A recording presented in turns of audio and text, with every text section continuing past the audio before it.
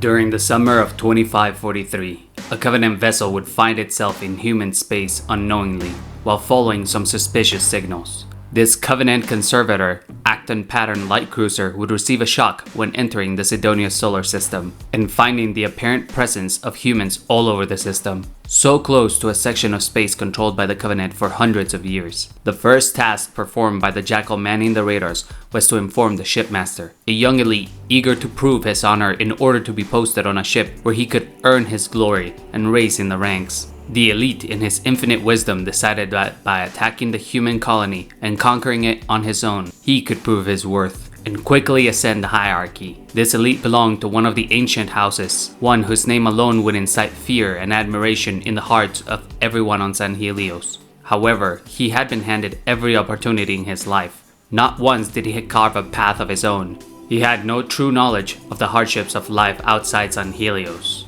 When he was given command of the small Covenant vessel, he was appalled by the choice in ship given. While an elite with more honor or wisdom would know they were neither ready nor deserving to command a ship with such little experience, he saw it as an insult. Billions of others in Heli would give everything to reach such high ranks, to earn their way into that status, but not this rash elite. His insolence had almost cost him his life without him ever even knowing. Upon receiving command of this nameless ship, he protested so much that the leader of his family state had to confront him about it. Thel Vadami, the supreme leader himself, had to put some sense into the elite, explaining to him how if he served well on board this ship, he would honor himself and the gods, and his actions would be recognized. Yet, the young elite still questioned why his crew was composed of old, out-of-their-prime warriors. Seeing them as ancients who would get in his way, the new shipmaster rarely cared to meet with his advisors. He grew to have contempt for his elders in his vessel. None of them had managed to rise the ranks very much after decades of service,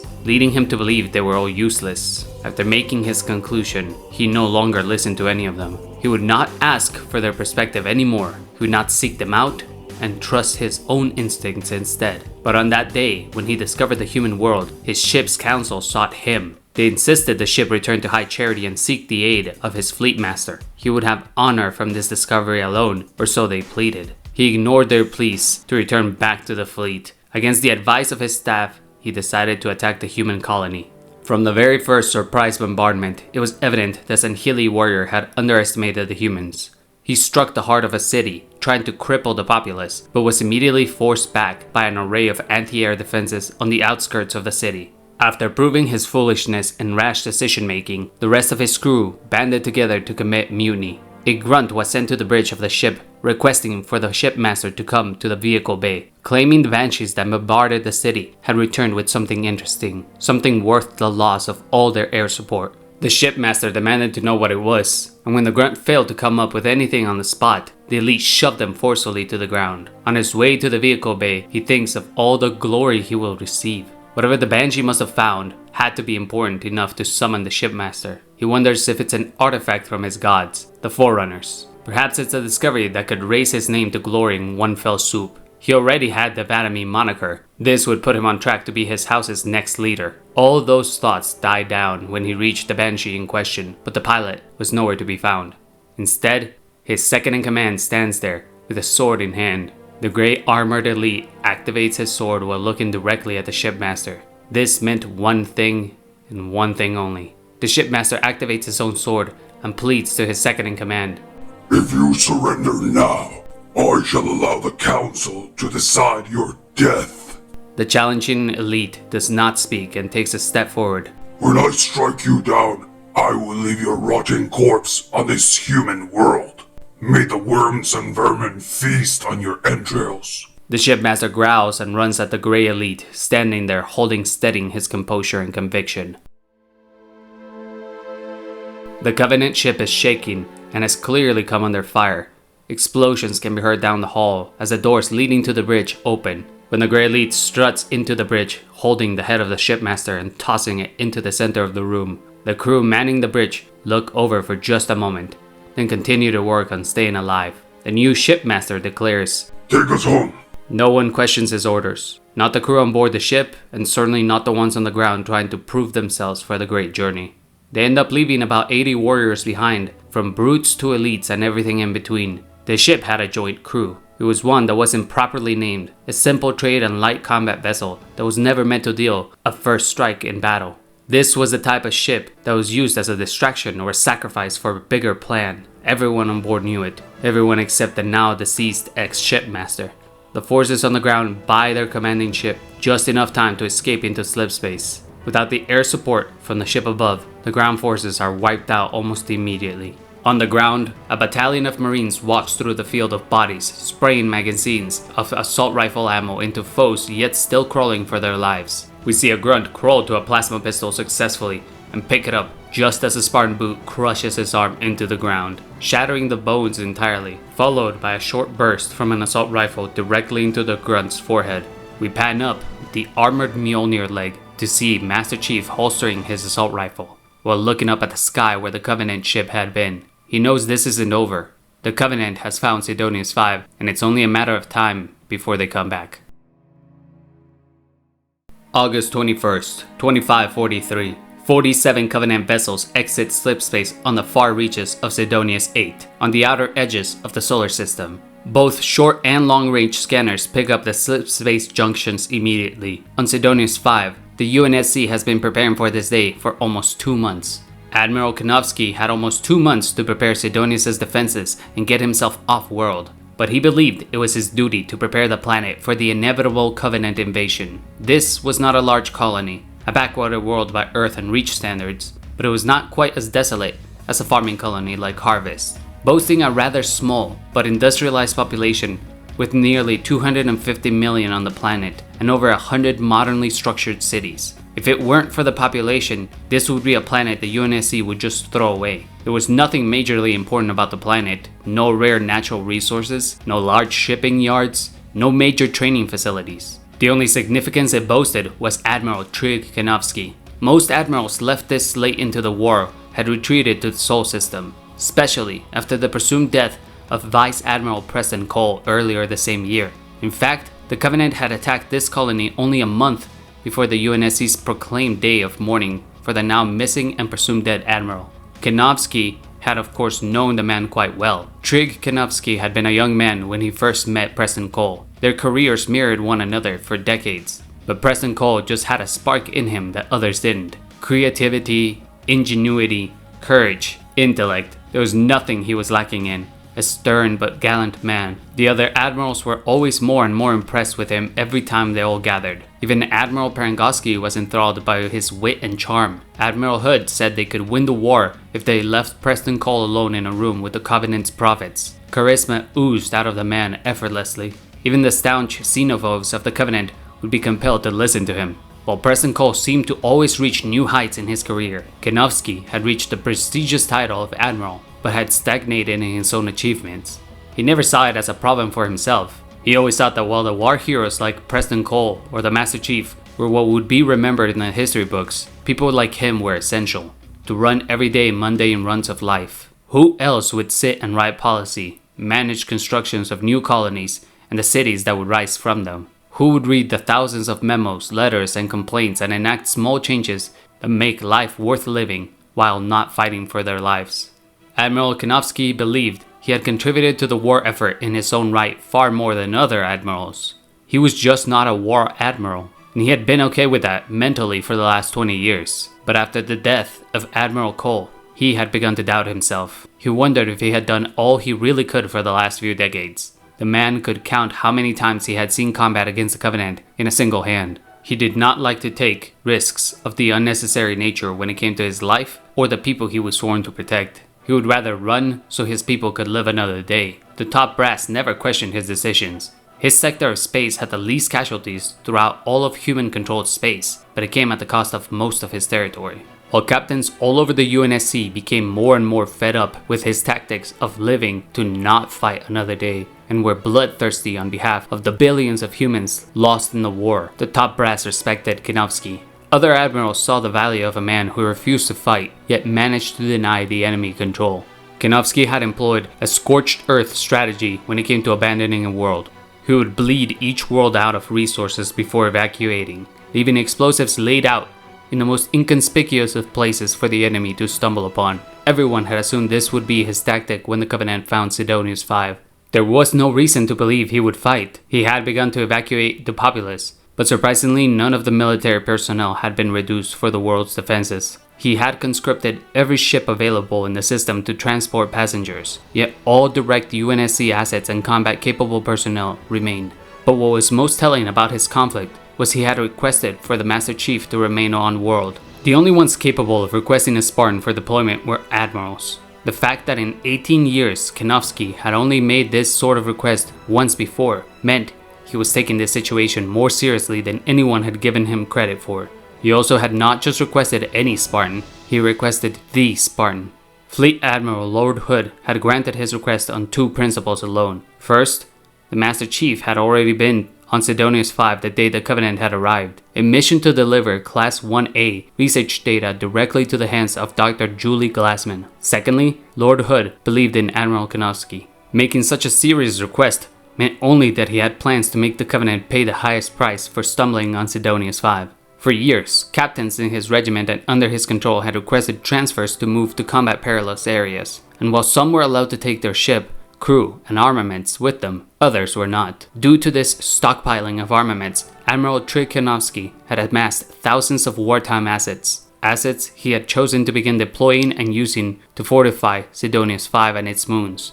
He had inlaid underground stations on both Sidonius' moons, which had constructed makeshift super heavy mass accelerator cannons. These were capable of splitting a Covenant supercarrier in half if it found itself with its shields down. The entire planet had been working overtime for 2 months preparing for the Covenant to return. His last transmission and status report to Lord Hood had been one of pride and glee. Hood had implored him to evacuate off-world and return to Earth. He had prepared the world for an invasion almost as if it had been Reach itself. Kanovsky was prepared to refuse a direct order, but he found no need, as Lord Hood relented and never gave the order. Lord Hood understood this was either to be Kanovsky's last stand against the Covenant, or this would turn into another situation like Harvest. At this point, holding the Covenant back even a day would be a victory in anyone's book.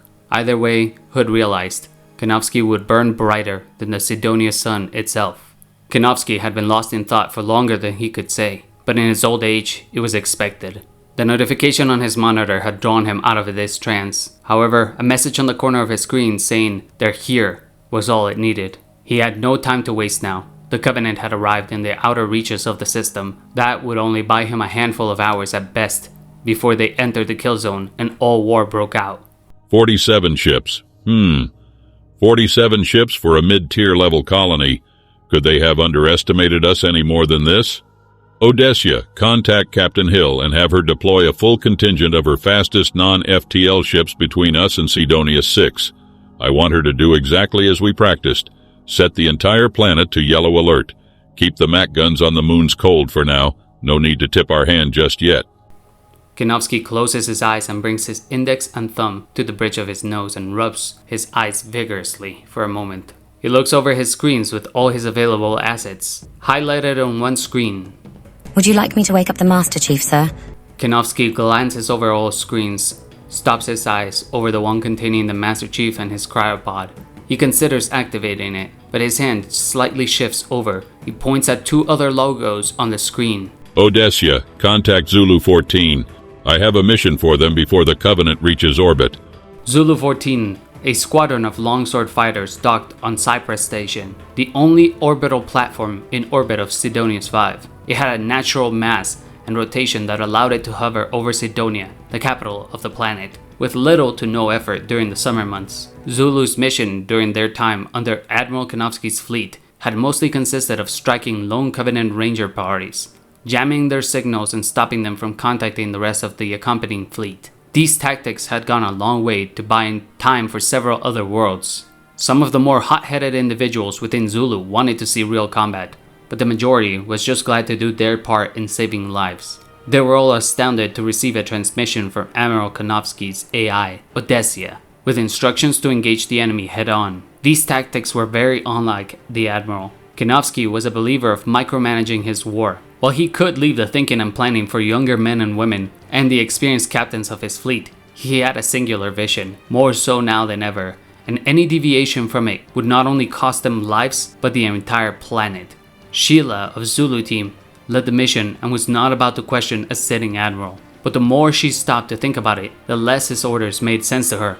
Zulu was tasked with crossing the blockade Captain Hill and her ships had made and attack the Covenant directly. What could a handful of longswords do against an entire Covenant fleet? She wondered, but she knew the Admiral was a firm believer of not letting any lives go to waste. As the rest of Zulu hopped on their longswords and prepared to strike the Covenant fleet, she heard the complainings of the usual suspects. Deacon and Connors were never content with any order. They had begged for combat at times, but now when they were going to see it, they complained about throwing their lives away for nothing. Sheila thought about reassuring them, but chose the more brutal response. Do your jobs now or sit here and wait for the Covenant to come to our doorstep.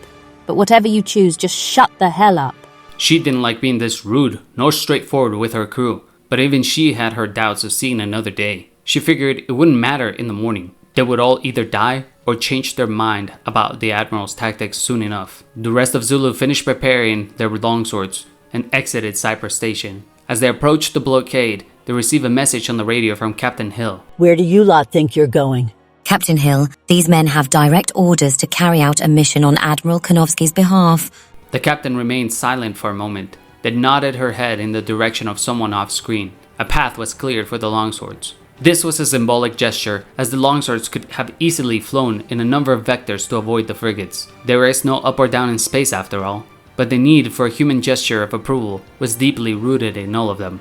After crossing the blockade and continuing further into the void to meet in battle with the purple-loving alien bastards, Sheila considers the point of her mission. After coming to the conclusion that there is no real point in sending out such a small force to meet the Covenant, she brings herself to believe there's something else at play she isn't quite privy to.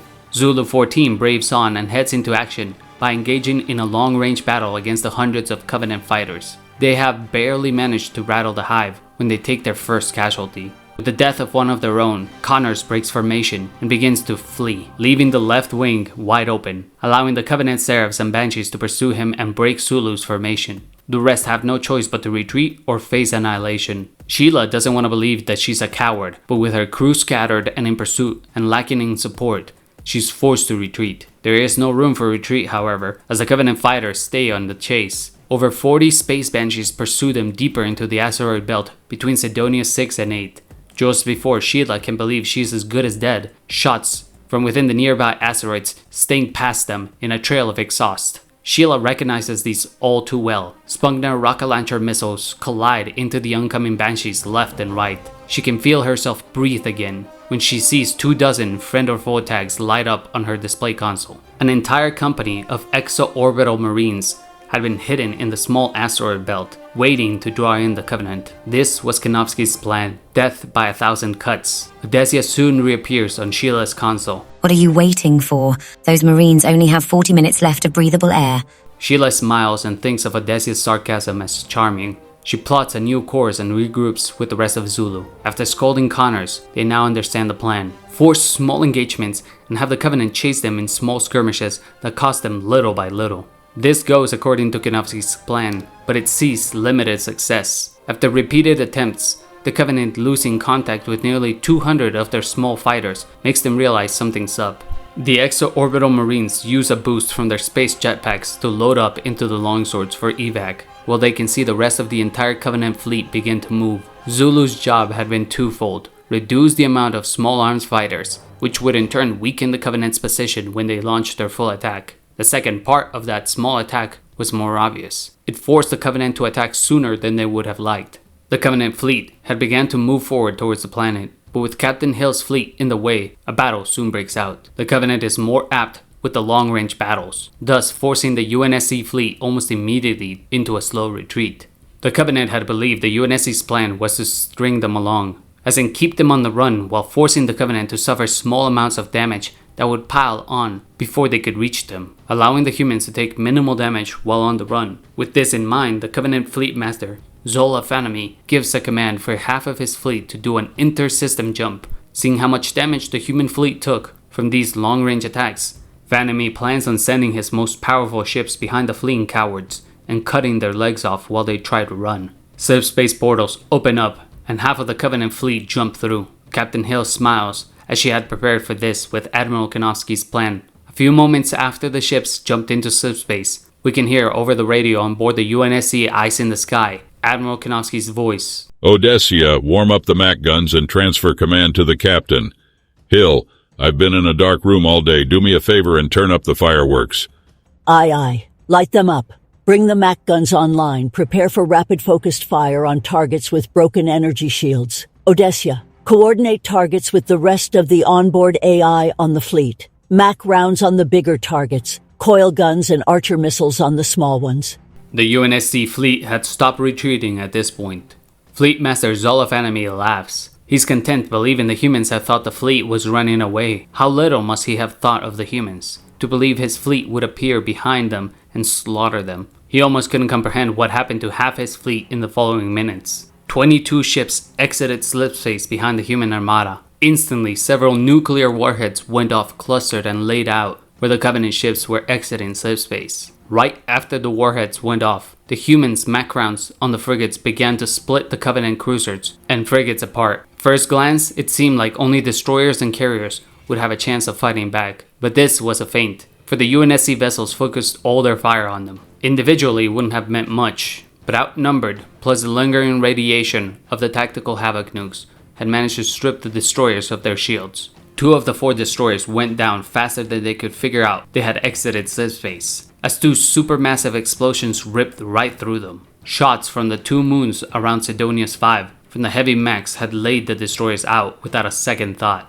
The 2 remaining destroyers began fighting back, causing plenty of damage to the humans. But being surrounded between the humans' fleet and the planet's defenses meant the last remaining destroyers only stood in one piece for a mere moment, with the final heavy cruiser and carrier standing, receiving yet another supermassive strike from the lunar platforms. Zola family realized the trap had been perfectly laid out for them, and they had bit at every single piece of bait. The battle had only just started, and the fleet master had lost half of his ships in mere minutes. Not to mention, those were the strongest of his fleet. The entire rest of his fleet consisted of nothing but support vessels and smaller frigates, nothing worth considering a fighting force, and at this point outnumbered by the humans 3-1 with vessels of all types. Zola Fanami realizes he has no choice but to call for reinforcements. He must contact another fleet, one powerful enough to help him out of this mess. On his screen, we see a message being sent to Thel Vadami, Supreme Leader. Fleet Master of the largest fleet currently active in Covenant space, Zola is humiliated, but lies about the events, claiming the humans have a much larger presence than they truly do. Thel Vadami waves a hand and takes pity on the small Fleet Master. With a growl and a few words, the transmission ends, only for the message on screen to read the names of all the ships coming to his aid. Zola is not interested in the names. Instead, he scrolls down the roster to see ship classification types and how many are being sent.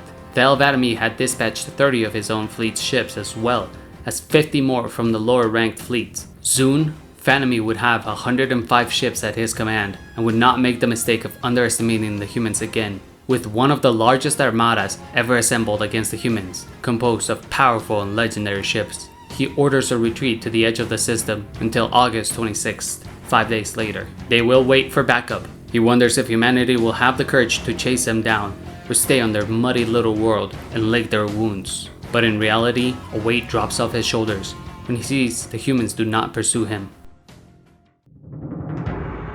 The battle had lasted for 26 days, and the UNSC had lost every last ship in orbit of Sidonius V, both super heavy MAC guns on the moons, and the orbital defense platform, each of which had cost the Covenant ship after ship. Master Chief had been woken on August 28th, 2 days after the Covenant had arrived with one of the biggest fleets the UNSC had seen. To Admiral Konofsky's credit, he had forced the Covenant into desperate tactics and had held off the Covenant from landing on Sidonius V for 2 days. 2 days of non-stop MAC rounds lighting up the night sky. Of course, Master Chief had been there and ready to go when the first inhuman bastards touched down on Sidoni's soil. But this last battle to evacuate the last remaining civilians off-world had been a slaughter. Sierra 117 had led a battalion of all remaining forces on Sidonia, once a city of 6 million, now a grave with 5 times as many corpses, mostly Covenant, but a lot of good men and women laid there too. Admiral Konofsky had sent out Master Chief on what would be the final mission of his military campaign in order to make sure most civilians survived.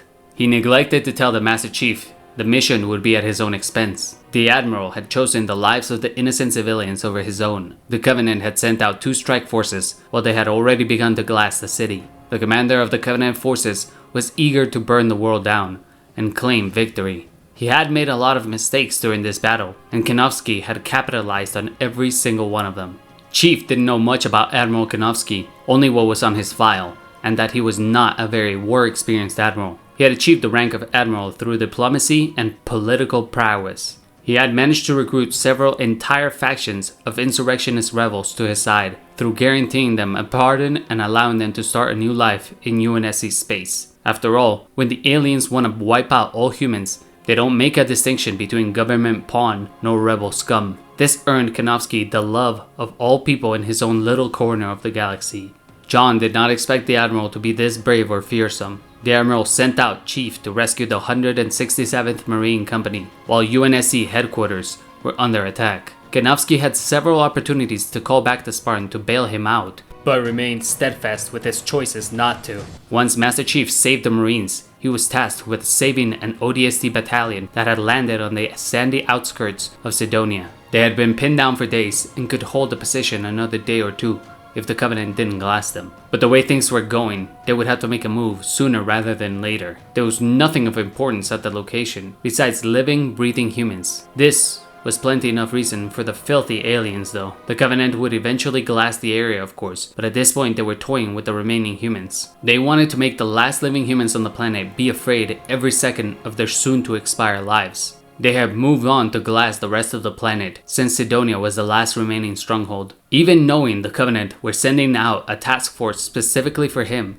Admiral Konofsky still sent out the Master Chief to save the ODSTs. All while his personal guards were being slaughtered right outside his door. Lastly, Konofsky had sent the Master Chief to regroup with the remaining forces and extract the last civilian survivors in the entire planet, while he led the Covenant on a wild goose chase underground in the crystal caves of Sidonia. The elderly man had earned Master Chief's respect tenfold for all of this. When he regrouped with Lieutenant Commander Ronson and was tasked with rescuing the Admiral, Chief did not hesitate. Not as if he would ever hesitate when receiving orders, but this was a mission he wanted to undertake, to repay the man for all the lives he saved, to allow him a glimpse of all the blood the Covenant had yielded trying to take Sidonius V. Commander Ronson had been second in command on board the UNSC Eyes in the Sky, Captain Hill's Valiant-class super heavy cruiser. He had all eyes and ears he could spare on the lookout for Admiral Konofsky. It seemed the Covenant had sky superiority over Sidonia. After having glassed most of the planet, the borrowed fleets of the Covenant had left. They had taken a heavy toll. 74 ships, like the tides of waves crashing against rocks on a beachfront,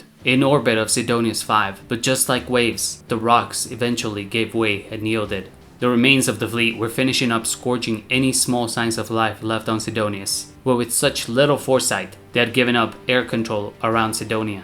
This simple oversight allowed 2 longswords to survive and keep manifesting throughout the skies, taking down any and every phantom they could. Master Chief could react in time, unlike the rest of the regular unaugmented people around, but when he heard the 2 sonic booms of atmospheric use from the longsword engines, he noticed on his roster 2 members, Zulu 14, quickly striking several desirable targets. The Covenant had tried to exfil the Admiral, recognizing his importance to the humans, but Zulu had denied them the opportunity, forcing the Covenant party of brutes and elites to cross the wasteland that once was Sidonia. Although Master Chief was on the opposite side of the city, he would do whatever it took to get to the Admiral and rescue him.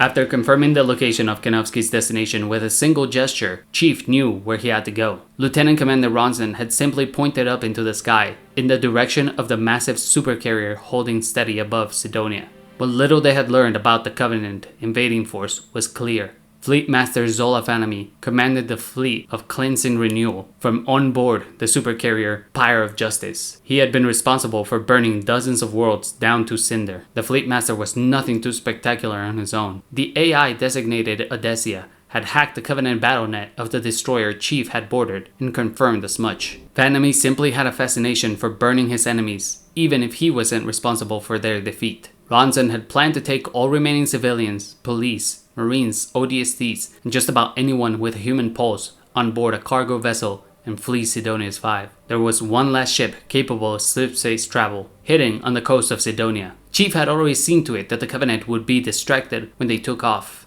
and they would be able to escape the dying world. 3 days earlier, Master Chief had boarded a submarine and met the Covenant in combat at the bottom of the sea, while they searched for Forerunner relics. The submarine, having been greatly damaged and refusing to bring the Master Chief down with them, convinced him of launching himself out through a torpedo bay. He crashed into the Covenant's underwater Spectre window and massacred the crew on board. Though unable to stop the Covenant from reaching the Forerunner relic, he denied them access to it. He managed to save a few of the people on board the submarine, and upon his ascension back to land, he had found himself on the eastern docks, where a small cargo freighter remained hidden from the UNSC's knowledge and control. A ship containing many assortments of contraband. Nothing that would interest the chief, except for one thing, however. A ship-to-ship combat missile system had been dismantled on board.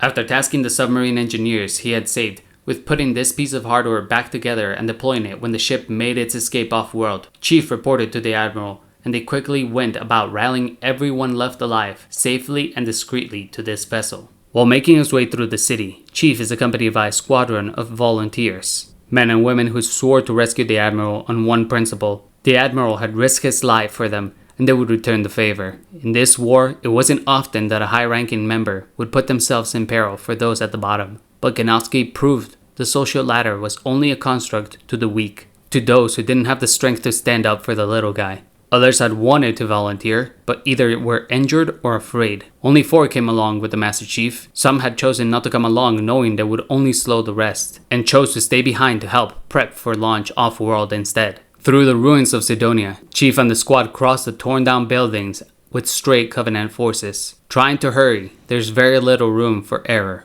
Chief leads the way from rooftop to rooftop, with the Marines and ODSTs as well as the police officer under him. They stare in awe at the lethality of their savior. They were exhausted just keeping up with his pace, but if they could provide Master Chief with a single second during a time of need, then they would achieve more than necessary. Chief crawls through the debris at an incredible pace, finding sniper jackals in the annals of the buildings, creeping in the shadows and attempting to strike down human survivors, with the last thing they expect to see being a demon and his knife slicing them from nape to navel. Several flashes of suppressed sidearms strike out, and with dusk approaching, the flashes only draw minimal attention in the contrast of the fires raging all around the city's remains. This attention is all the leading elite in the distance needs.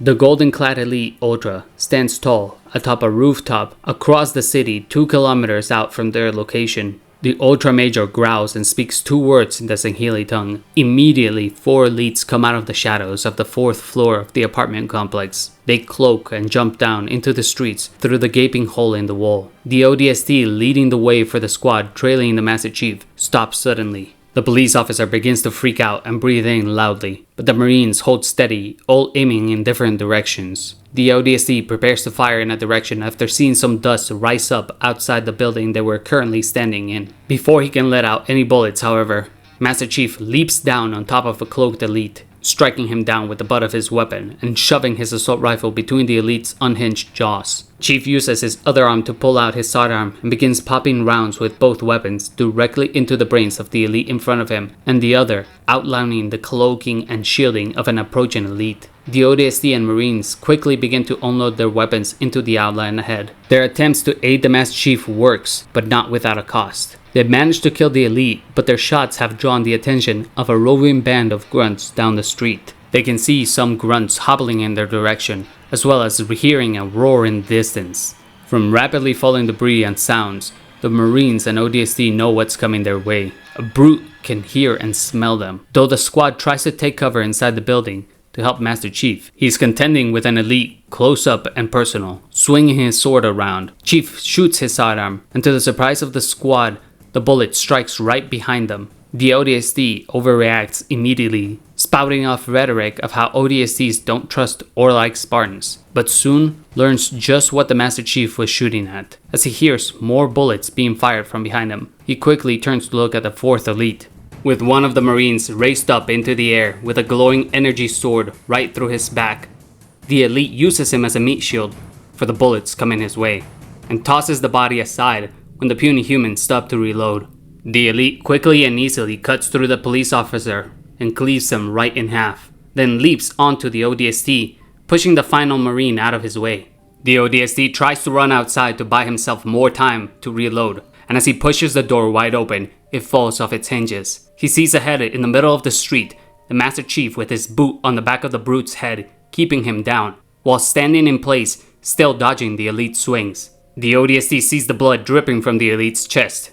Though he certainly wishes the Master Chief could intervene with his own hinge head problem, he's more preoccupied with running. He hears a deadly and familiar sound approaching, however, and he formulates an idea. One of the grunts down the street had gotten on a ghost and started making his way to them. He thinks the grunts aren't very smart creatures, and he can use this to his advantage.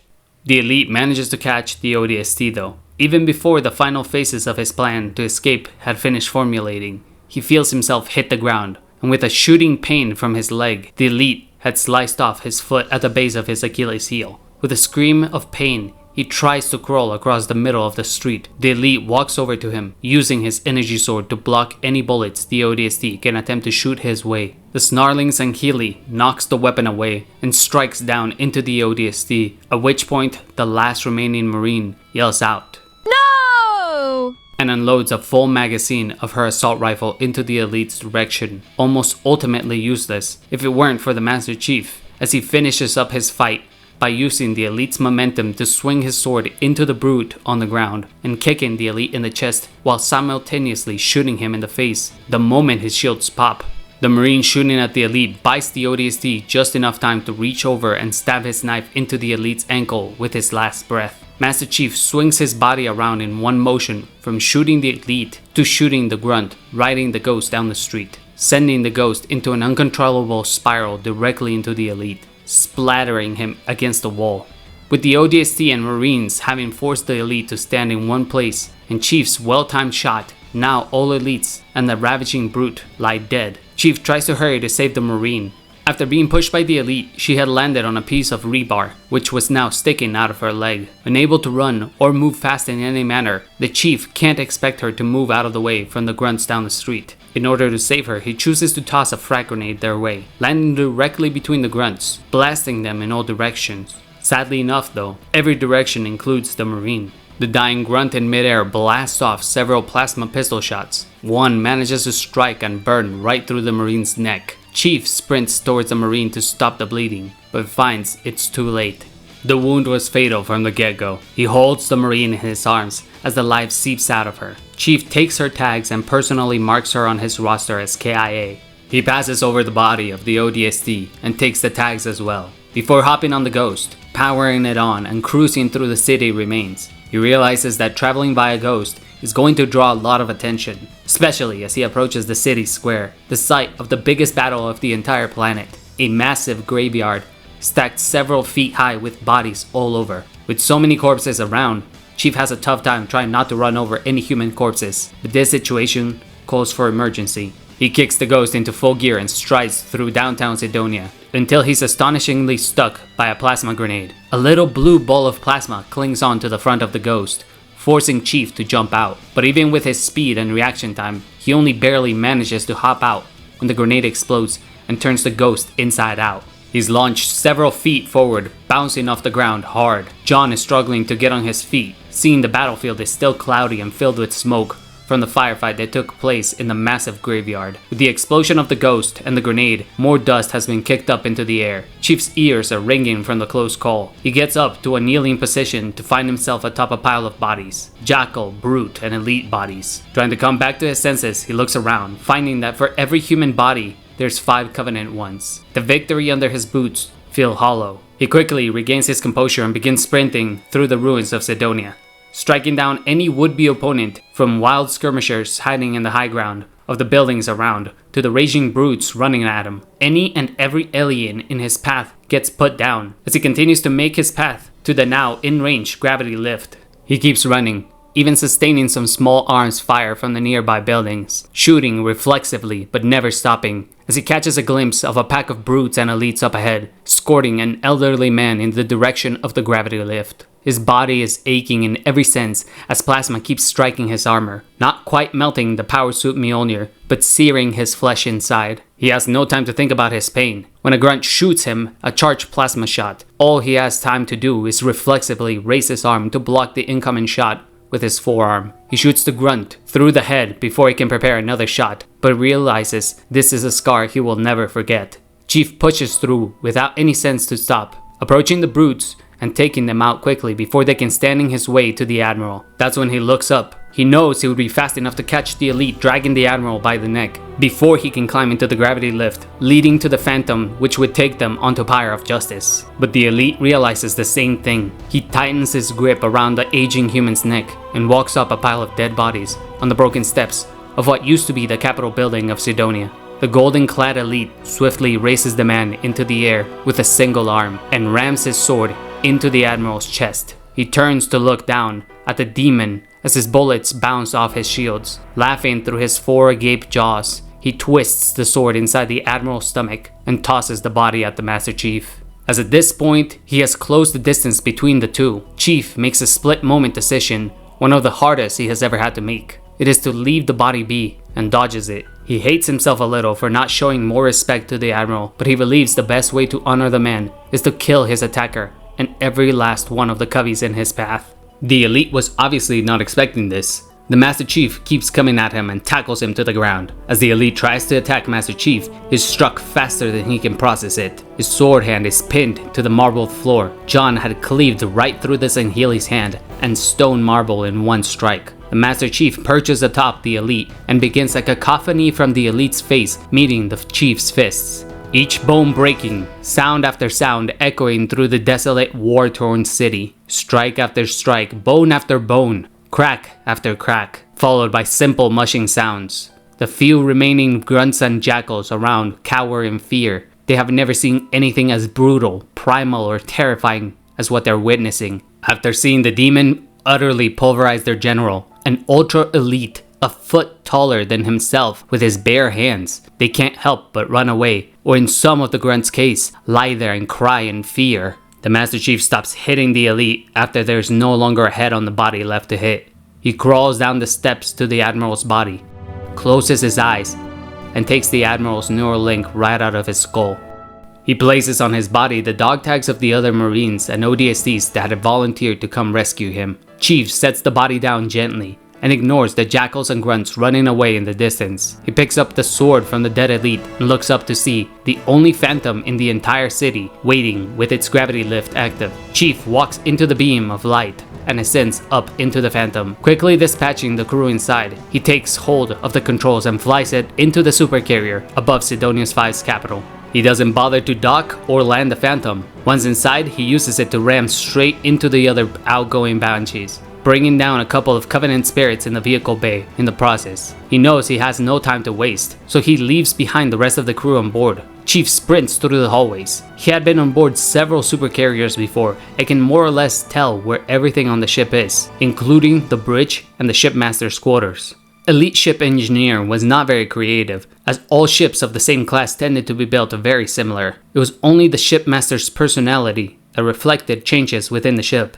He runs through the hallways, killing all unsuspecting elites, brutes, and crew members before they can raise their shields. He only seemingly meets opposition when he begins to get closer to the bridge, as the crew has finally now realized what's happening on board. This makes no difference. The brutes guarding the bridge are dispatched as easily as an unshielded grunt. Chief has built up his rage and uses it to brutalize his attackers. On his way into the bridge, he takes the flame grenades off the brutes' corpses and heads in, headshotting all the elites running at him. Even while they try to shoot at him, he uses one of the navigational engineer Jackal's shields to cover himself, enough time to leave the fleet master for last. All on the bridge drop one by one, with a varied assortment of bullet holes between their eyes. The fleet master begins to speak in the human dialect, but Chief is no longer listening at this point. Instead, he's observing the elite's movements. A very detailed analyzation of the way the elite speaks, walks, his body language and hand gestures while speaking, the way his eyes dart around the room while looking to see if anyone will come to his aid, the way his four jaws move in tandem to form words. Every last mannerism being registered by the Master Chief. Once he is confident he has analyzed the elite long enough, he activates the sword on his hand, immediately shutting up the fleet master. The elite takes a stance with his sword held out in front of him, runs at the Master Chief, and before he can strike, he is struck across the face by Master Chief's left hand. The fleet master is pushed back, believing the demon had struck him with his fist. He can feel the jaws on the side of his face swell up. He tries to attack again, only to have his strike deflected and once again struck. Only this time, he managed to get a good look at the strike. It had not been a close fist as the humans tended to do with their last moments of desperation. The demon had struck him with an open palm. The fleet master flies off the handle at the show of disrespect, trying to cut down the Spartan with his strikes, but fails. Master Chief once again backhands the elite and follows it up, completely disarming him. Something he knows would humiliate this Anghili warrior and dishonor him. The fleet master looks at Chief with hatred through his sullen eyes, and then down at the sword. Seeing this, Chief nods, angling his head towards the sword. Pick it up. The elite scoffs in disapproval at the lack of respect. Pick it up. Fanami looks up at Chief, then behind him, and once more at the energy sword. Pick it up. Right as he puts his hand on it, he feels an overwhelming heating sensation. He smells smoke. It seems his senses went into shock momentarily, as he did not feel the burning flames spreading across his body, until after he had smelled his own flesh basking in the heat. This was only momentarily though, as he begins to writhe in pain from the flames all over himself. The elite crumbles to his knees and drops dead. Master Chief drags the burnt body to the front console and taps the screen several times. He checks the active roster for both the 167th Company and the Battalion of ODSTs and sees they're all showing ready status, the signal they were ready to leave Sidonius V. Though he knows there is no longer anyone left alive outside of those waiting on the Sidoni docks, he opens a link through all UNSC frequencies in range of his suit. This is Sierra 117. All UNSC forces left on Sidonia. Evacuate now. Final dispensation of Covenant Supercarrier Pyre of Justice is underway. I repeat, evacuate immediately. Chief grabs the dead fleet master's hand and presses it against the console. John places a flame grenade between the elite's curled up fist and throws the body aside. Chief sees from the bridge a human ship in the distance rise over the water and begin to quickly elevate into the stratosphere. He takes off running through the hallways as the ship begins to fully tilt at a 90-degree angle and rise into the air higher and higher. He is seeking the life escape pods on the carrier, but instead finds the deployment pods, the ones used by many elites in a similar fashion to the orbital dropshock troopers. He can feel the Covenant vessel rising into the air, and can tell by now it's in low orbit, when he climbs aboard one of the pods and gets launched into space. Just after launching out, however, the Pyre of Justice begins to tilt the opposite way, and faces down directly at the planet. The supercarrier begins to pick up speed and heads straight down into the planet, crashing down with full force, pushing through the clouds, straight into Sidonia. The impact sends shockwaves out for thousands of miles. The massive ship striking down on the planet as such becomes equivalent to hundreds of nuclear explosions centered in one location. An extinction-level event washes over the planet slowly, while taking out half a dozen more Covenant vessels in the blast, reshaping the landmasses of the planet, allowing for plate tectonics to break apart and release magma from the planet's core. Quickly, the planet keeps on divulging into a literal hell. All while in orbit, a longsword approaches the spiraling personal pod containing the Master Chief. The pilot on the longsword is Sheila, leader of Zulu 14. I got him, Commander. Bringing him home now. The longsword maneuvers into picking up the drop pod in space and taking it to the cargo vessel. On board, the crew had been lamenting the death of the Master Chief, but when they open the pod, they find it is Chief, holding the admiral's neural links in his hand. Chief steps out of his would-be sarcophagus and salutes Commander Ronos. He hands over the admiral's neural links with still wet blood on them. Master Chief walks away slowly to the infirmary as Commander Ronos salutes back at Chief. The crew on the vehicle bay is stunned, dead silent. They can see themselves fleeing a dead world, a planet that was home to hundreds of millions, now gone. The brutality and senselessness of this war weighs on all their minds as the broken and burnt world fades from sight. They hear a voice over the speakers. All hands prepare for slipspace entry in 3, 2, 1.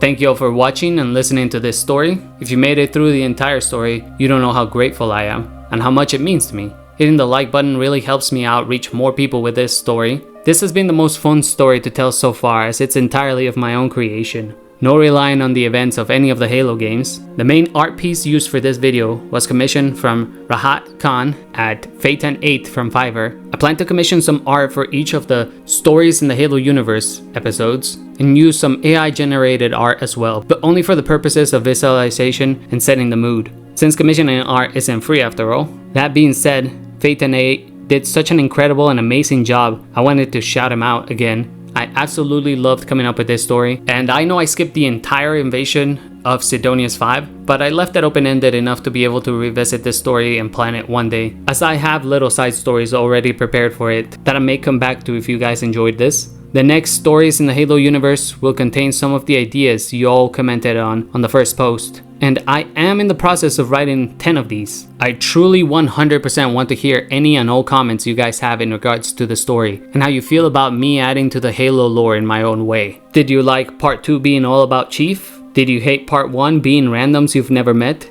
Did it help to have the contrast between a Spartan demigod of war and regular people? Please leave a like and comment telling me all your thoughts. Once again, thank you so much for watching. This has been your narrator through Awesome, Ivanico, and have a great night.